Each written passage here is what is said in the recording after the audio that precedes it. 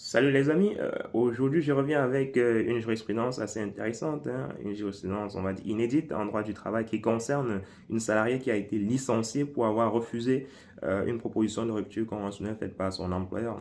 Je vous présente rapidement les faits et on va tirer en fait les conclusions d'un point de vue juridique. Alors cette salariée-là s'était vue proposer une rupture conventionnelle par la direction de son entreprise.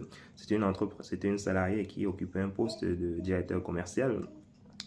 Sauf que lors de l'entretien voilà, de proposition de cette rupture-là, les choses ne se sont pas bien passées.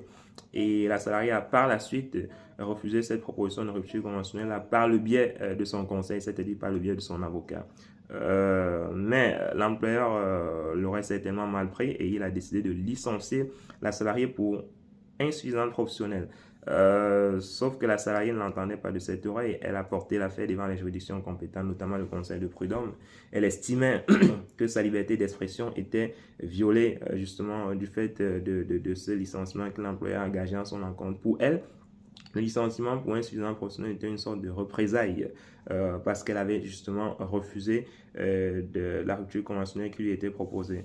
La salariée a perdu au prud'homme et l'affaire a été portée devant la cour d'appel. Devant la cour d'appel a donné raison à l'employeur, à la salariée autant pour moi. Sauf que l'employeur, lui, s'est pourvu en cassation et la cour de cassation a débouté la salariée. La cour de cassation a donné raison à l'employeur.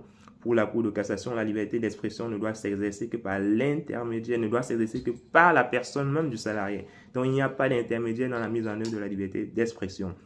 Donc, en l'occurrence, la salariée ne pouvait pas dire qu'elle fait état de sa liberté d'expression en passant par son avocat justement pour refuser cette rupture conventionnelle. Donc, si elle voulait se prévaloir de cette liberté d'expression, elle devait le faire directement elle-même en envoyant une lettre voilà, à son employeur elle-même pour refuser cette rupture-là. Le fait qu'elle soit passée par son avocat pour refuser cette rupture-là ne constitue pas une mise en œuvre de sa liberté d'expression. Donc, dans ce cas, l'employeur il n'a pas fauté, l'employeur n'a pas porté atteinte à la liberté d'expression de la salariée.